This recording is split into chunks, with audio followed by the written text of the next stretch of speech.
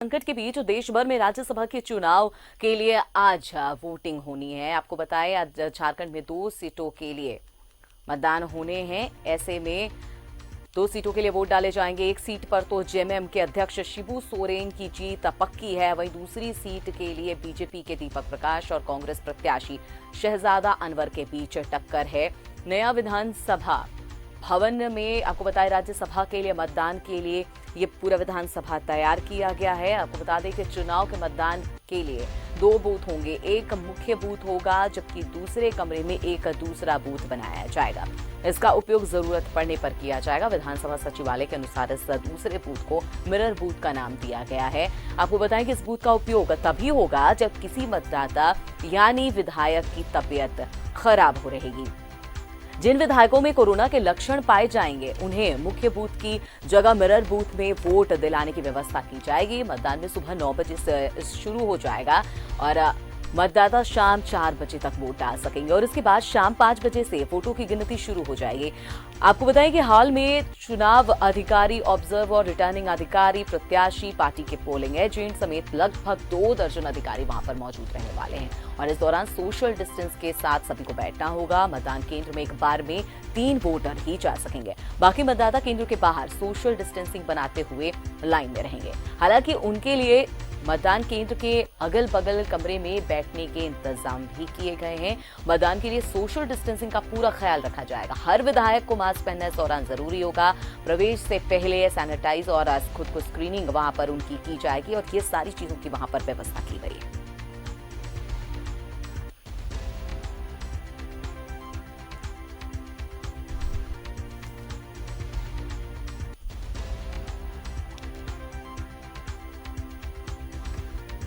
तो आज झारखंड की 2 राज्यसभा की सीटों पर चुनाव होना है। 9 बजे से इसके लिए वोटिंग होगी। इसके लिए हमारे संवाददाता बने हुए हैं, लगातार राकेश बने हुए हैं, उनके पास चलते हैं। राकेश, आज आप वहां पर खुद मौजूद हैं, उनके एक बार तैयारियों को के बारे में बताइए, क्योंकि आज 2 राज्यसभा सीटों के लिए चुनाव होने हैं। इसके लिए वोटिंग से पहले क्या मुकम्मल तैयारियां विधानसभा में की गई हैं? देखिए, तमाम तरह की तैयारियां कर ली गई है। तमाम तरह के प्रिकॉशंस मेजर्स किए जा रहे हैं इस चुनाव में, क्योंकि कोरोना का संकट है, जिसको देखते हुए तमाम प्रिकॉशंस मेजर्स किए जा रहे हैं। खासतौर पर जो भी विधायक आएंगे उनको पहले सैनिटाइज किया जाएगा, थर्मल स्क्रीनिंग की जाएगी। अगर मास्क उनके पास अवेलेबल नहीं है तो उनको मास्क प्रोवाइड किया जाएगा और जो सस्पेक्टेड होंगे उनके लिए अलग से बूथ की व्यवस्था की गई है। यानी वैसे विधायक जिनका टेम्परेचर थोड़ा हाई हो, जिनमें जो थोड़े सस्पेक्टेड हो, उनके लिए अलग बूथ की व्यवस्था की गई है। 2 बूथ बनाए गए हैं। एक तो नॉर्मल है जहां तमाम विधायक जाके अपना वोट कास्ट करेंगे और दूसरा एक बूथ बनाया है जो सस्पेक्टेड केस है उनके लिए। तो हर वो प्रिकॉशंस मेजर्स किए जा रहे हैं, क्योंकि इस बार का जो सर्कमस्टांसेस है, इस बार का जो एटमॉस्फेयर है वो बिल्कुल अलग है। कोरोना संकट में अपने सरीखे का यह पहला चुनाव है, तो जिसे देखते हुए तमाम तरह के एहतियात बरते जा रहे हैं। बिल्कुल एहतियात बरतने की जरूरत भी है, क्योंकि कोरोना काल में पहली बार ऐसा हो रहा है जब इस तरह से चुनाव हो रहे हैं। राज्यसभा के 2 सीटों के लिए झारखंड में भी चुनाव हो रहे हैं। लेकिन राकेश, एक बार ये भी जानकारी दर्शकों को जानना जरूरी है कि अब 2 बूथ आपने बताया बनाए गए हैं। एक बूथ में नॉर्मल सारी चीजें रहेंगी, दूसरे बूथ में यानी मिरर बूथ जिसे आप बता रहे हैं कि अगर किसी की तबियत खराब होती है या कोई भी सस्पेक्टेड लगता है तो उसे उस दौरान वहां से वोटिंग करना होगा। लेकिन कितने बजे शुरू हो जाएगी वोटिंग की प्रक्रिया, कब तक चलेगी, उसके बाद जो काउंटिंग की प्रक्रिया होगी वो कितने बजे से शुरू होगी?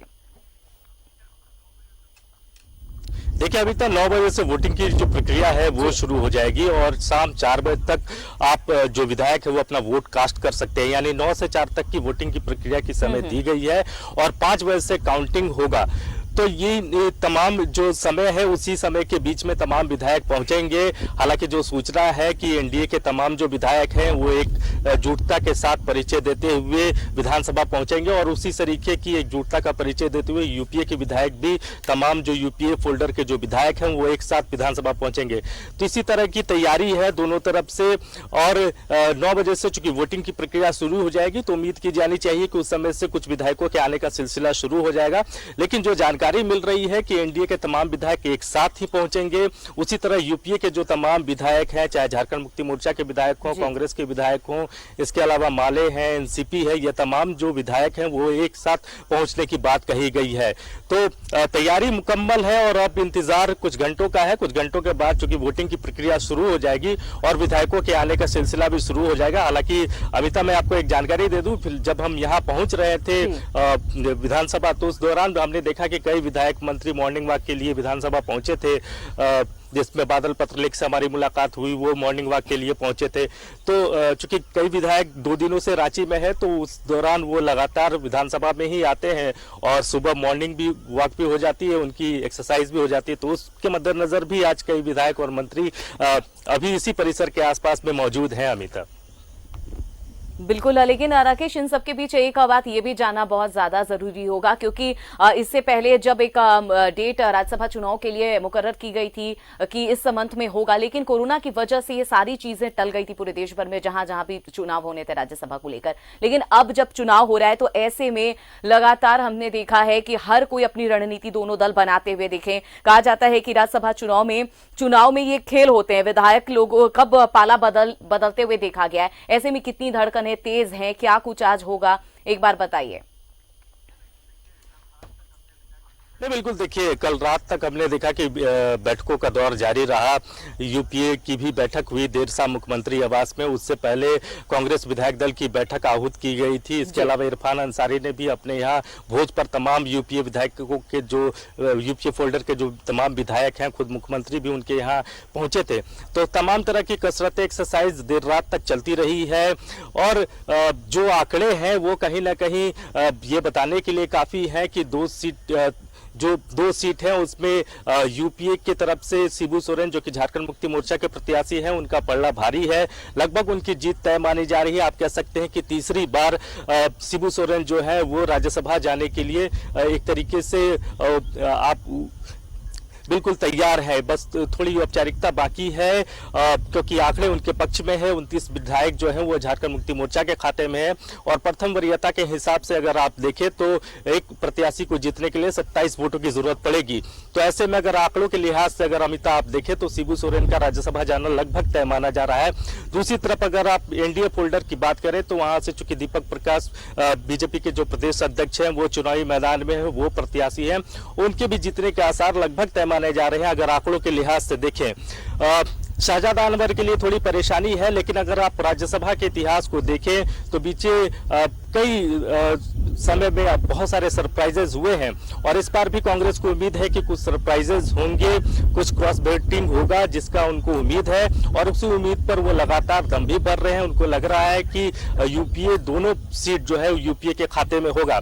लेकिन अगर आप आंकड़ों पर गौर करें, अगर बीजेपी के एनडीए के आंकड़ों पर गौर करें तो 26 विधायक जो है वो बीजेपी के हैं। इसके अलावा सरयू राय का भी उनको साथ है, निर्दलीय विधायक अमित यादव का भी उनको साथ है और आजसू जो कि उनका पुराना अलायंस रहा है एनडीए और हालांकि थोड़ी नाराजगी जरूर थी लेकिन बाद में उनको मना लिया गया और औपचारिक तौर पर आपने कल देखा होगा जब एनडीए की बैठक हुई थी तो उसके बाद सुदेश महतो ने निकलकर ये कहा था कि उनका जो मत है, उनके जो विधायकों का मत है, उनकी पार्टी का जो मत है वो दीपक प्रकाश के साथ है, एनडीए के साथ है, बीजेपी के साथ है। तो चीजें बहुत आसान है, आसानी से नजर आ रहा है फिलहाल बीजेपी के लिए। 30 का आंकड़ा बीजेपी के पास फिलहाल नजर आ रहा है। लेकिन मैं बार बार कह रहा हूं अमिता की बहुत सरप्राइजेस होते रहे हैं राज्यसभा चुनाव में। हमने 2018 में भी देखा था कि किस तरह धीरज साहू 0.00 से जीते थे और वो एक रिकॉर्ड आंकड़ा था उनकी जीत का। तो संख्या बल न होने के बावजूद भी जीत मिली है। 2016 की अगर आप बात करें तो उसमें भी महेश पोद्दार से लेकर मुख्तार अब्बास नकवी बीजेपी ने 2 कैंडिडेट दिया था और वो दोनों कैंडिडेट बीजेपी जीत गई थी। बसंत सोरेन उस वक्त यूपीए की तरफ से, खास झारखंड मुक्ति मोर्चा की तरफ से उम्मीदवार थे लेकिन एक वोट के चलते उनकी हार हुई थी। तो यानी संख्या बल रहते हुए भी उस दौरान झारखंड मुक्ति मोर्चा की हार हुई थी। बीजेपी के पास पर्याप्त संख्या बल नहीं थे लेकिन दोनों सीट बीजेपी के खाते में गई थी।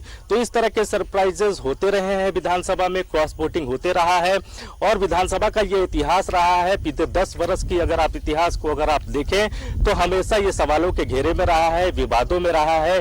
कई वर्तमान विधायक से लेकर पूर्व विधायक जांच के दायरे में भी है क्रॉस वोटिंग को लेकर। कई मामलों में जांच भी चल रहे हैं। तो इस तरह के सरप्राइजेस की उम्मीद की जा रही है इस बार भी, और कांग्रेस को लग रहा है कि कुछ मैजिक होगा और उसी मैजिक के आधार पर कांग्रेस को लगता है कि उनका उम्मीदवार जो शाहजादा अनवर है वो भी इस चुनावी मैदान में जीत जाएगा। बिल्कुल, क्या मैजिक होगा वो तो इंतजार करना पड़ेगा। राकेश हमारे साथ विपिन भी बने हुए हैं, उनके पास चलते हैं। विपिन, वाकई में राकेश ने सही कहा कि कांग्रेस को कहीं ना कहीं एक मैजिक का इंतजार है। लगातार रणनीतियां कल तक बनी रही, कल रात तक गहमा गहमी रही, प्लानिंग होती रही, डिनर डिप्लोमेसी हुई, हर चीज हुई, लेकिन अब कितनी तैयारी में कांग्रेस, क्या लग रहा है? एक ये भी कहा जा रहा है कि अभी भी हॉर्स ट्रेडिंग का कहीं ना कहीं एक आस लेकर बैठी है कांग्रेस।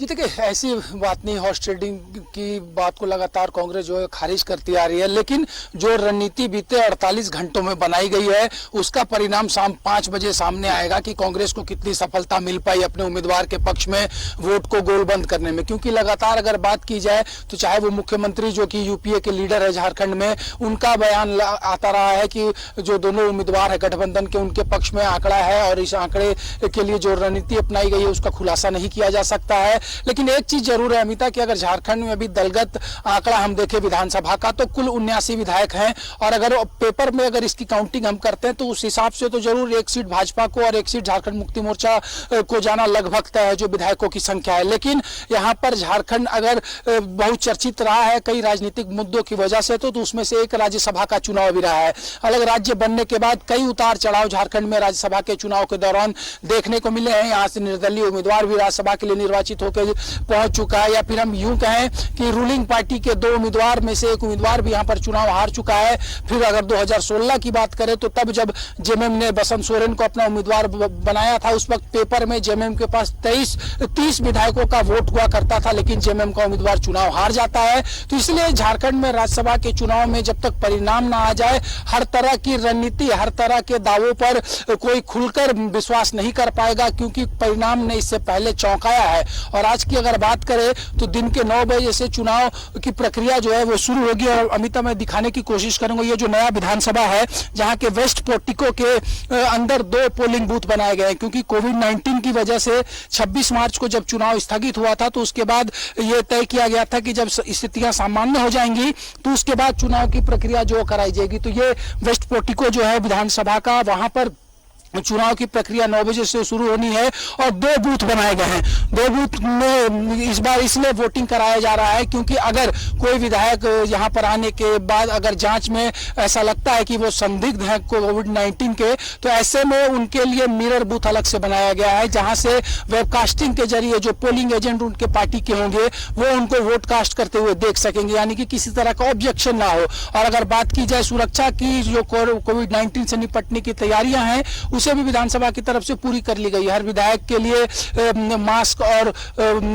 तमाम जो सुरक्षा किट है वो भी यहां पर एहतियात के तौर पर मंगा लिए गए हैं। और सबसे बड़ी बात अमिता की, राज्यसभा के चुनाव में वोटिंग जिस पेन से होता है, तो आमतौर पर जब राज्यसभा के चुनाव होते हैं तो 2 पेन वहां पर रखे रहते हैं, लेकिन इस बार 79 वोटर हैं तो 79 वोटरों के लिए अलग अलग पेन का इस्तेमाल इस चुनाव में कराने की भी तैयारी की गई है, ताकि किसी भी तरह से संक्रमण का खतरा किसी को ना हो।